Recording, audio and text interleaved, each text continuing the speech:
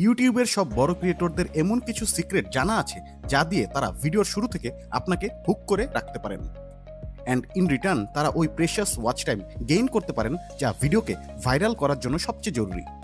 আপনি যদি একটু রিসার্চ করেন তাহলে দেখতে পাবেন যে এইগুলো কোনো বড় রকেট সায়েন্স নয়, খুবই সিম্পল কয়েকটা ট্রিক যেগুলো হয়তো আপনিও জানেন, এবং আমি নিশ্চিত এই কথাগুলোই বারবার শুনতে শুনতে আপনার কান ঝালাপালা হয়ে যাওয়ার কথা। আমি জানি এই দুটোর কথা আপনি নিশ্চয়ই কয়েক হাজার বার শুনেছেন, তবে আগেই ভিডিওটি স্কিপ করবেন না। আমি টাইটেল এবং থাম্বনেল কিভাবে তৈরি করবেন সেটা নিয়ে কোনো টিপস দিতে যাব না, কারণ আমি নিজে এমন কোনো বড় ইউটিউবার হয়ে যাইনি যে এটা নিয়ে এখন টিউটোরিয়াল ভিডিও বানাতে পারবো। ম্যাক্সিমাম বড় ক্রিয়েটররাই ভিডিও তৈরির আগেই টাইটেল আর থাম্বনেল রেডি করে ফেলেন। আমাদের ইউটিউব ভিডিওটা হচ্ছে একটি প্রোডাক্ট, আর টাইটেল এবং থাম্বনেল হচ্ছে ওই প্রোডাক্টের প্যাকেজিং।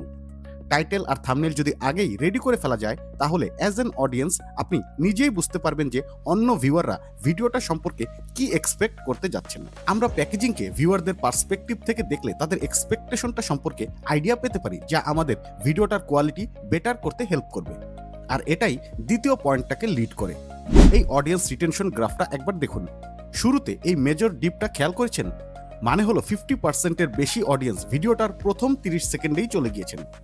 ইউটিউবের বেশিরভাগ ভিডিওর রিটেনশন গ্রাফটা এরকমই দেখা যায়। এটা যত কম হবে তত ভালো, কারণ তার মানে দাঁড়ায় more people staying in the video, hence more watch time. এত ভিউয়ার শুরুতেই অ্যাবান্ডন হয়ে যাওয়ার মানে হলো টাইটেল আর থাম্বনেল দেখে তাদের যে এক্সপেকটেশনটা তৈরি হয়েছিল তা ইন্ট্রোতেই শেষ হয়ে গিয়েছে। Basically they are disappointed and bored. এই সমস্যার সমাধানের জন্য আপনি মিস্টার বিস্টের যে কোনো একটি ভিডিও দেখুন।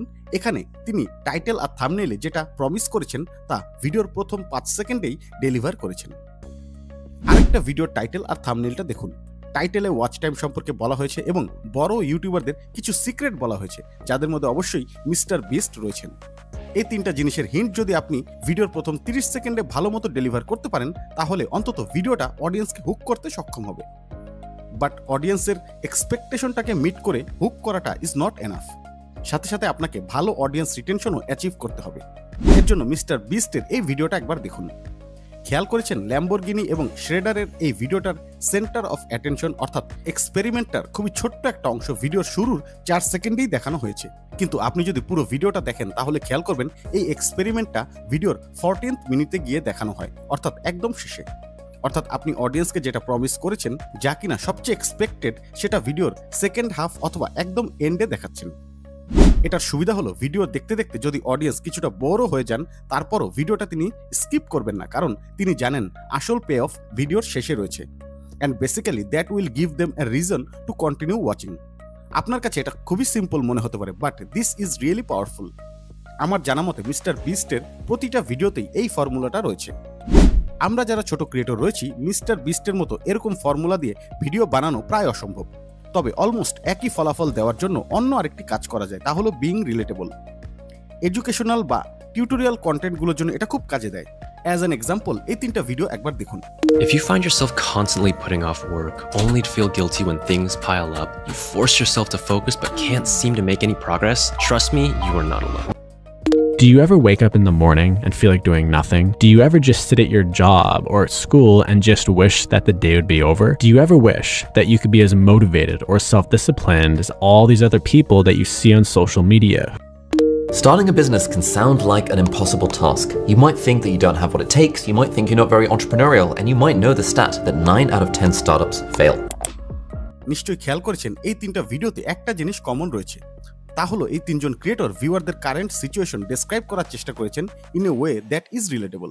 এর জন্য অডিয়েন্সরা তাৎক্ষণিকভাবেই ওই ক্রিয়েটরের প্রতি ট্রাস্ট ফিল করেন যে তিনি আমার সমস্যা সম্পর্কে এক্স্যাক্টলি ভালোভাবে জানেন, এবং সম্ভবত এই ভিডিওতেও সেটার সলিউশন রয়েছে। মানে অডিয়েন্স হুক হয়ে যাবেন। আপনি কি কখনো প্যাটার্ন ইন্টারাপ্টসের কথা শুনেছেন? না শুনে থাকলেও সমস্যা নেই, এখন জানবেন। এটা আসলে একটা এডিটিং টেকনিক যা ভিউয়ারদের অ্যাটেনশন গ্র্যাব করতে পারে তাদের থট প্যাটার্ন ডিসরাপ্ট করে। ওকে এক্সাম্পল দিলেই বুঝতে পারবেন। এখন 2024 সাল, আর আমরা সবাই জানি যে ভিউয়ারদের অ্যাটেনশন স্প্যান কতটা ছোট হয়ে গিয়েছে, স্পেশালি যেখানে শর্টস ভিডিও রীতিমতো রেভলিউশন করছে। এই অবস্থায় আপনি নিশ্চয়ই আশা করতে পারেন না যে সিম্পল একটি ফেস ক্যাম দিয়ে ভিডিও করলে সেটা দর্শক দেখবে। এক্ষেত্রে বি রোল অ্যাড করা খুবই সহজ এবং হেল্পফুল। যদি আপনি একটি ফেস ক্যাম ভিডিও বানান তাহলে মেইন ক্লিপটা হলো এ রোল, এবং যদি এডিটিং এর সময় আপনি তার উপরে অন্য কোনো ফুটেজ অ্যাড করে দেন তাহলে সেটা হবে বি রোল। এতে ভিডিও রিটেনশন ইমপ্রুভ তো হবেই, এমনকি ভিজুয়াল স্টোরি টেলিংয়ে সেটা নতুন একটি মাত্রা দিবে। আচ্ছা, এটা হলো সবচেয়ে ইম্পর্টেন্ট এবং এটা করা খুব একটা কঠিন নয়। বড় ইউটিউবারদের ভিডিওগুলো দেখলে একটা জিনিস নিশ্চয়ই খেয়াল করেছেন যে ভিডিওটা কখন শেষ হবে সেটা সম্পর্কে আপনার কোনো ধারণাই থাকে না, কারণ আপনি ভিডিওটাতে এতটাই এনগেজ হয়ে যান। ভিডিওতে যে কোনো ধরনের ইনফরমেশনই দেওয়া হোক না কেন, তারা কিন্তু সেটা 1 by 1 অ্যাব্রাপ্টলি দেন না। 1 পয়েন্ট তারপর 2 পয়েন্ট এভাবে না, বরং there is always a connection between the points. আর আপনার কাছে মনে হবে আপনি একটি স্টোরি শুনছেন। আর এটা সবচেয়ে ভালো উদাহরণ হলো ধ্রুব রাঠির ভিডিওগুলো। আপনি যদি তার ভিডিওটা দেখেন তাহলে দেখবেন এখানে তিনি একই সাথে অনেকগুলো টপিক কভার করেছেন, যদিও এই টপিকের প্রত্যেকটা একটি আরেকটা থেকে আলাদা। তারপরও আপনি যদি ভিডিওটা দেখা শুরু করেন তাহলে আপনি নিজেও জানবেন না কখন একটি থেকে আরেকটি টপিকে আপনি জাম্প করছেন। Because it's all linked, that's why it feels like a story. আমি জানি আপনি এখন কি বলবেন যে আমার নিজের ভিডিওতেই তো ভিউজ নেই, তাহলে আমি এত টিপস কেন দিচ্ছি? আসলে ইউটিউবের ভিডিও নিয়ে একটু রিসার্চ করার পর এই ব্যাপারগুলো আমি জানতে পেরেছি, তাই ভাবলাম আপনাদের সাথে শেয়ার করি। তবে এছাড়াও আরও অনেক টিপস রয়েছে যেগুলো হয়তো আপনার জানা আছে, আর যদি তাই হয় তাহলে নিচে কমেন্ট সেকশনে তা শেয়ার করতে পারেন। ভিডিওটা আজকের মতো এখানে শেষ করতে হচ্ছে। পরের ভিডিও দেওয়ার আগ পর্যন্ত সবাই ভালো থাকবেন। আল্লাহ হাফেজ।